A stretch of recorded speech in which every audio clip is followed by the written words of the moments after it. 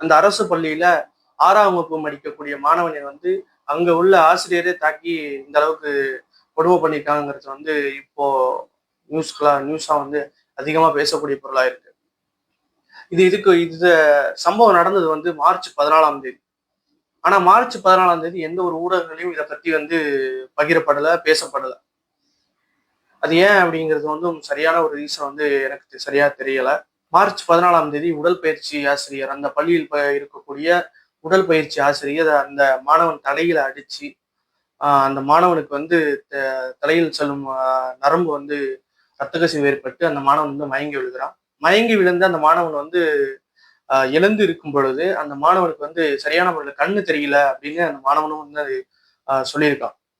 அந்த மாணவனுக்கு என்ன ஆயிடுச்சுன்னு பாத்தீங்கன்னா, மண்டையில குச்சால வந்து அந்த உடற்பயிற்சி ஆசிரியர் அடிச்சதுனால அந்த தலையில நரம்பு வந்து ரத்த கசிவு ஏற்பட்டு 2 கண்களும் வந்து கண் பார்வை வந்து அந்த பையனுக்கு வந்து அடிச்ச அடிச்ச சில மணி நேரங்கள்லயே வந்து அந்த கண் பார்வையை வந்து அந்த மாணவன் வந்து இழந்திருக்கான். அதை தெரிஞ்சுக்கிட்ட அந்த உடற்பயிற்சி ஆசிரியரும் மற்றும் அங்க உள்ள மற்ற ஆசிரியர்களும் என்ன பண்றாங்க அப்படின்றதுதான் அருகில் உள்ள ஒரு மருத்துவமனைக்கு வந்து சொல்றாங்க.